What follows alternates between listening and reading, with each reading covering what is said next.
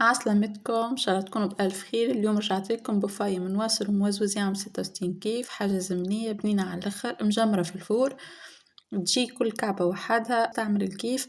نودكم ولا نشاهيكم تبعوا الطريقة والمكونات وإن شاء الله تجربوها وتعجبكم برشا. إذا أول مرة تشوفوا قناتي مرحبا بكم، متنساوش الاشتراك في القناة وتفعيل الجرس باش يوصلكم مني كل فيديو جديد نهبطو إن شاء الله. توا نبداو نحضروا نوصل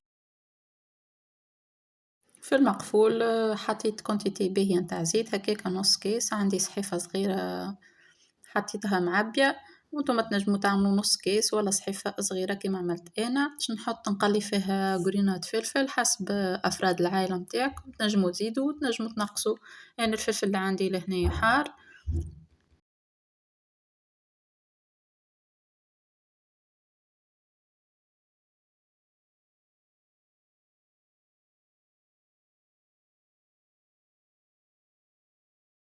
ولهنا كما تشوفوا الفلفل تقلي. توا باش نخرجوا على جنب وباش نزيد راس بصل مقصوص كما تشوفوا، وباش نزيد الدجاج نقليهم شوية، نزيد عليهم طماطم معجونة، حكاية 3 مغارف كبار. إذا عندكم طماطم كونسونطري متاع تونس تحطوا مغرفتين يكفي. أنا عندي طماطم هذيا متاع لهنا ماهيش كونسونطري برشا، دونك عملت 3 مغارف كبار. وكما تنجموا تستعملوا طماطم كونسونطري وطماطم خضرا تخلطوا معناها. وكان باش تحطوا فيها الحمص ماهوش طايب معناها منفخ ماهوش طايب، تحطوه توا مع الدجاج. وكان عندكم كيفي أنا حمص طايب جدار طياب باش نزيدو فيه اللخر بالكل. مرقتها بصحفة ماء وتوا باش نفوح. حطيت نص مغرفة كبيرة كركم، نص مغرفة فلفل أحمر زينة، ونص مغرفة فلفل شايح. ومانيش باش نعملها حارة كما تعرفوا، عندي صغار في الدار دونك نتوما الحار كما تحبوا تنجموا تزيدوا وتنجموا تنقصوا.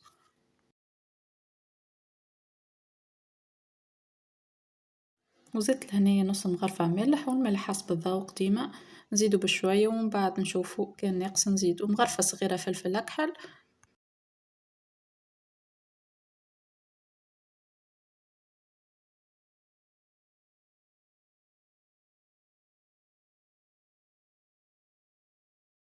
وفرمت لهنا 5 فصوص ثوم باش نحط شطرهم توا وشطرهم في الاخر بالكل كيف يطيبلي الصوص.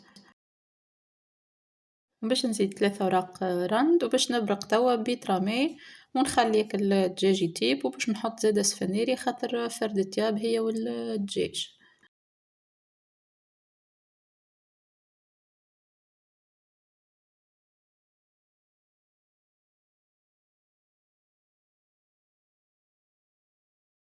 وزدت لهنا نص مغرفة تابل وكروية وتوا باش نغطيها ونخلي هاك الدجاج والسفناري يطيبو شطر طياب. ومن بعد نكمل نزيد البطاطا الكونتيتي اللي تحبوها. حطيت 4 كعبات أنا وزوز روس بصل ماهمش مقصوصين وشوية كلاف.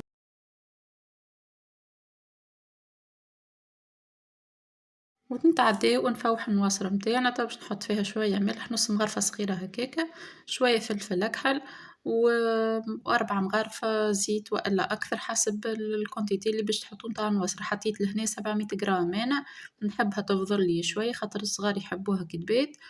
وباش نعمل رشة فلفل أكحل ونص مغرفة كبيرة كركم. وتوا نخلطها بالقدا بالقدا حتى الكل كعبة متاع نواصر تشرب الزيت هذاك. باش نزيد 4 كعبات عود قرنفل راهو يبننها على الاخر. جربوها لاستيس هذيا كان مازلتو ما جربتوهاش تجيكم ياسر ياسر بنين.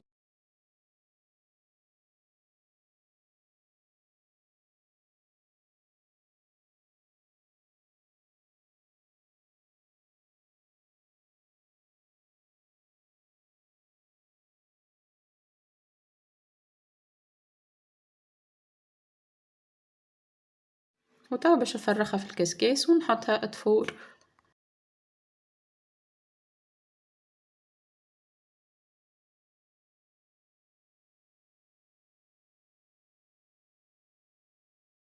وقبل ما نحطها تفور باش نرمي الحمص قلت لكم عندي طايب شطر طياب حاضر، دونك باش نرميه توا ونحط النواصر متاعي ونخليها تفور.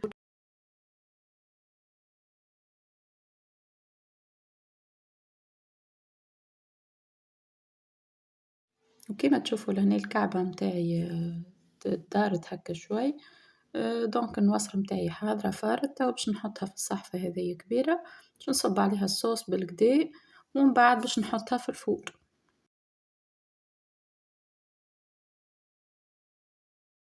وما ننساش باش نحي أعود القرنفل قبل ما نصب عليها الصوص.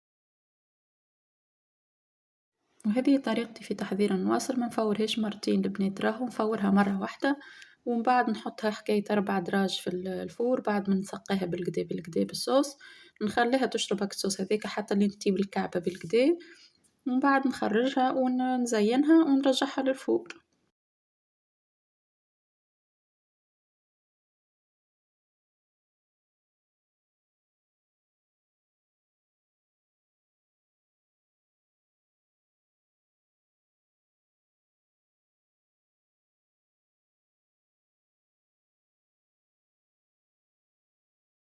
ولهنا باش نحطها في طبق يدخل للفور وباش نزيد عليها الصوص معناها باش تشرب بالقدا بالقدا خاطر تشرب راهي نواصر بلي تصبو فيها صوص تشرب بالكم، حتى من بعد كي نزينها نزيدها شوي.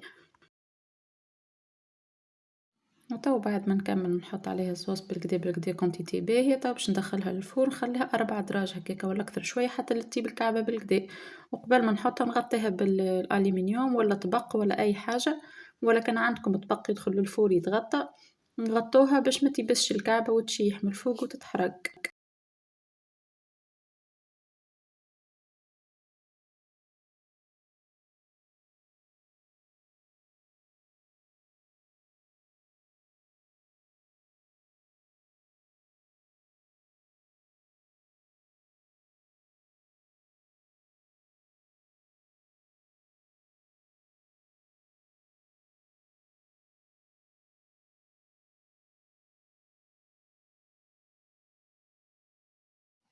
وهنا بعد 4 دراج هكاكا خرجتها عاودت سقيتها شوية، وتوا باش نحط الخضرة واللحم متاعي، سكرت الفور وتوا باش نحطها نخليها معناها حكاية 5 دقايق هكاكا في الفور تتجمر شوية.